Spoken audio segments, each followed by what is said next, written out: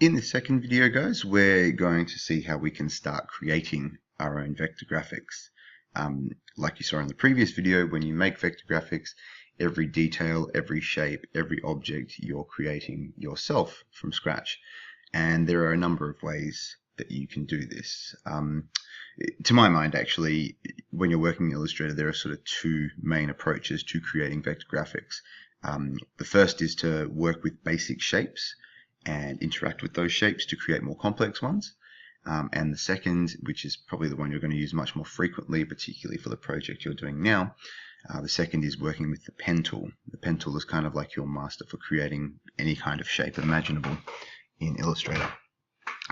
We'll get to the pen tool in the next video, or at least one of the later videos. For now, what we'll look at is how you can go about creating some basic shapes.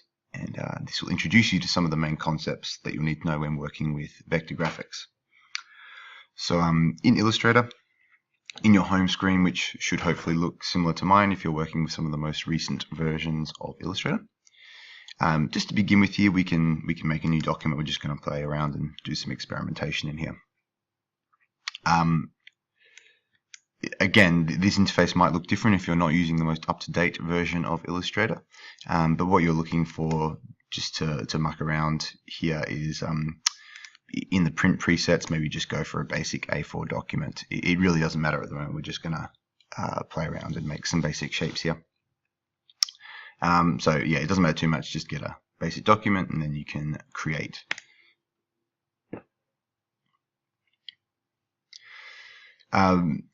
Your basic Illustrator interface is going to look pretty similar to this. So it's quite close to what Photoshop and InDesign have as well. On the left-hand side of the screen, you'll have your toolbar with all the commonly used tools for creating and manipulating vector shapes.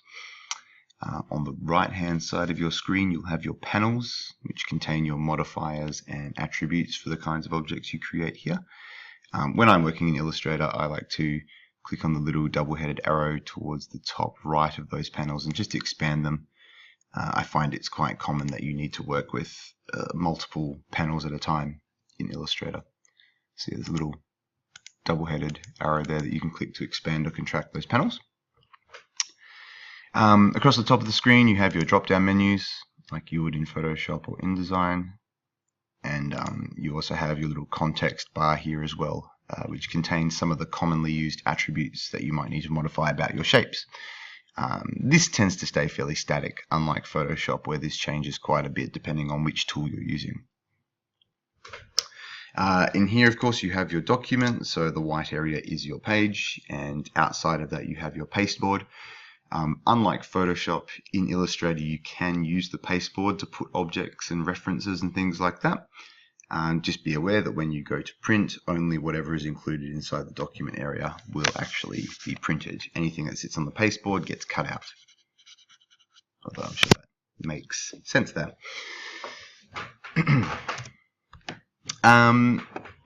So yeah, to start working with vector graphics very simply, right off the get-go, one of the first things you might do is create some basic shapes.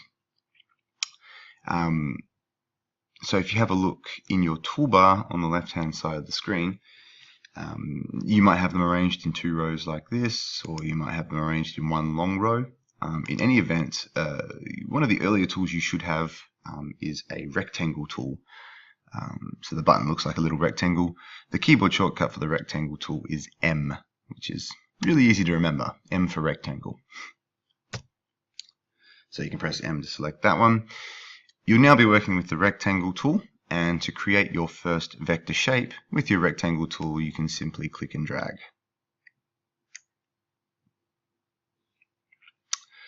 While you're working with this rectangle tool, you can create as many rectangles as you like, one after the other.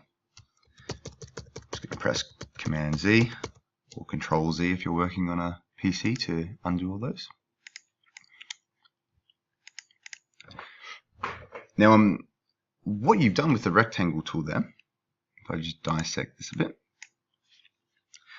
is in Illustrator, you've basically told the program to create 4 points. So you remember before, vector objects are made up of points. And we've got a point at each one of those corners there. and each one of those points is joined together using a path. You've got straight paths there. We didn't put any handles on those points using the rectangle tool, so there's no curves. So as you saw before in the last video, vectors are made up of points, paths, and handles. When you make a rectangle, you're creating 4 points, and they're arranged so that they're parallel horizontally and vertically. And you're joining those points together with paths to create a closed shape. None of those points have handles, so this object has no curves. You end up with 4 corners, you get a rectangle. Just delete that one by pressing the delete key. If you click and hold on that rectangle tool in your toolbar, you'll notice that there are a couple of other default basic shapes there too. So the other one you're going to use quite commonly is the ellipse tool. Keyboard shortcut is L, and that allows you to draw circles, ovals, ellipses. Yeah, just like the rectangle, you can draw as many of those as you would like. Now, kind of like the rectangle tool, when you draw an ellipse, you are again telling Illustrator to create 4 points and join them together with paths. However, those points are arranged slightly differently. You kind of have a north, south, east, and west alignment of those points. And those points all have handles on them as well, which instruct those paths to curve. So really the main difference between a rectangle and an ellipse in Illustrator is just where the points are positioned and whether or not those points have handles. You've got some other tools in there just quickly. You've got a polygon tool which allows you to create multi-sided objects. By default it's going to give you hexagons, but if you click once on screen it will bring up a panel where you can choose how many sides you would like. So let's go for an octagon, 8-sided shape. You can start drawing those. You might want to satisfy your geometric curiosity here. Let's go for 12 sides, dodecagon. Pretty sure that's a 50-cent piece. I'm sure at least one of you right now has gone in there and gone, what does an object with 100 sides look like? And then you've been disappointed because it kind of looks like a circle. You got a star tool there, same deal. You can create stars much like you create polygons. You can single click to choose how many points that star will have, so you can modify them that way. There's also a flare tool there. Best advice for this is to never use the flare tool, and it just doesn't look great, and lens flares are pretty old-fashioned anyway.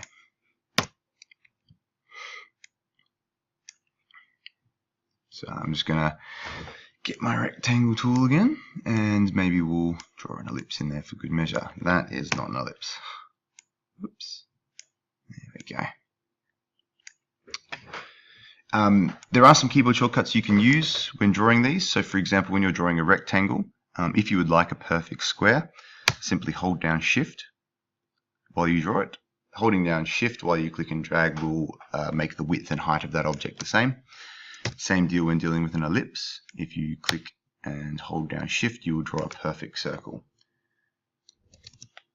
So yeah, without Shift held down, you can make it any proportions you like. Hold down Shift, it makes the width and height of those objects the same, so you get those perfect ellipses and squares. Another thing you might find useful, which I just mentioned in passing, is particularly for ellipses, you notice that it kind of draws from a corner of the object. So I click and drag out from a corner like that.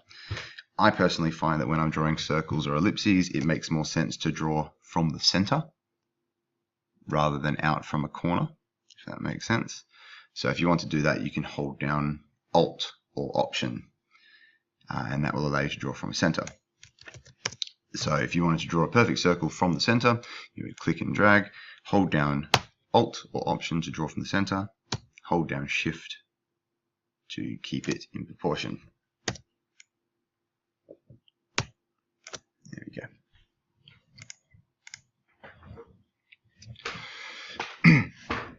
Once you have these basic shapes, you need to know how to manipulate these objects, because a lot of the time you're not just going to need basic squares and ellipses. You're going to need more complex shapes than that. So at the top of your toolbar, you'll have two tools which will help with this. I often call them the black arrow and the white arrow, but technically the black arrow is called the selection tool, keyboard shortcut V, and the white arrow is called the direct selection tool, or the keyboard shortcut is A. Best way to look at these is the selection tool, or the black arrow, is for coarse transformations. So or another way, actually, probably better, black arrow is good for whole object transformations. So if you want to move, rotate, or resize a shape, that's what that tool is for. The white arrow is for the parts of an object, so the points, paths, and handles that we looked at previously. So to give you an example, if I get the black arrow, the selection tool, keyboard shortcut V, I can click on one of these objects to select it, and then I simply click and drag to move them around. If you grab any one of those little transformation controls on the bounding box, you can use that to resize or reproportion that object. Just like in Photoshop, if you hold down Shift while you resize an object, it keeps it in proportion for you. And yeah, unlike Photoshop, you don't have to press Command T or anything to go into transform mode. As soon as you click on an object with your selection tool, you're able to transform it. So just remember that one. And again, one of the transformations you can make with this black arrow is you can rotate a shape as well. So if you just move your cursor slightly outside the corner of an object, you will then be able to rotate that.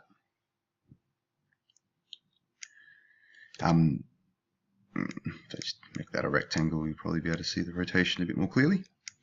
Like resizing, you can hold down Shift while you rotate an object, and that will allow you to rotate at 45-degree intervals, which is good for like rotating something through 90 degrees. I remember once I had a student who said to me my rotate is not working because they were trying to rotate a circle. That's always a good little story.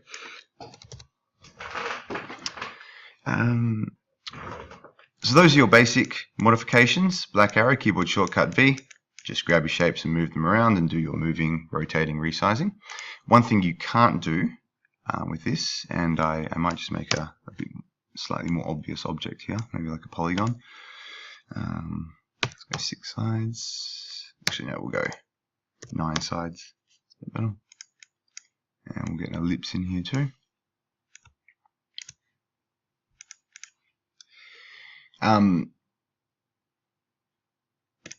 With your white arrow, you can use this to select the individual parts of those objects. So with my black arrow, if I wanted to grab like this point in this corner here and try and move it, you see it moves the whole shape.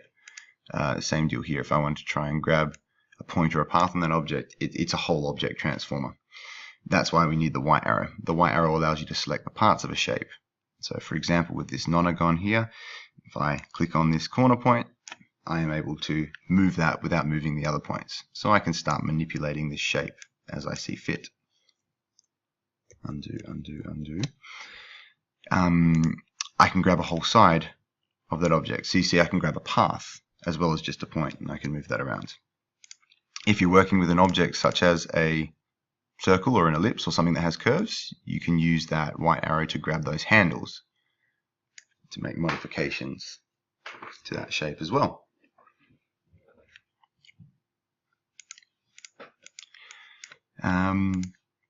Sometimes that selection can be a bit tricky. If you click on a shape first with the white arrow and then you try and grab a point, it's going to move the whole shape. So if you want to get that point, your best bet is to make sure nothing is selected and try and grab the point first off. That will allow you to modify it. If you're finding that difficult, then you have to go through what's called the 3-click process. So 1 click to select the shape, 1 click to select the point, then you can click and drag to start moving it. Same deal with an ellipse. Click to select the shape, click to select the point, and then you can move that, or you can modify those handles like so. Now I'm just going to pause for a sec. Now that was probably a weird jump there, but one thing to have a crack at before you go to the next video is try and create a raindrop shape like this based on what you've just seen. So it's a basic shape that's been manipulated somehow. Have a crack at that before you go to the next video, and we'll see how that's done.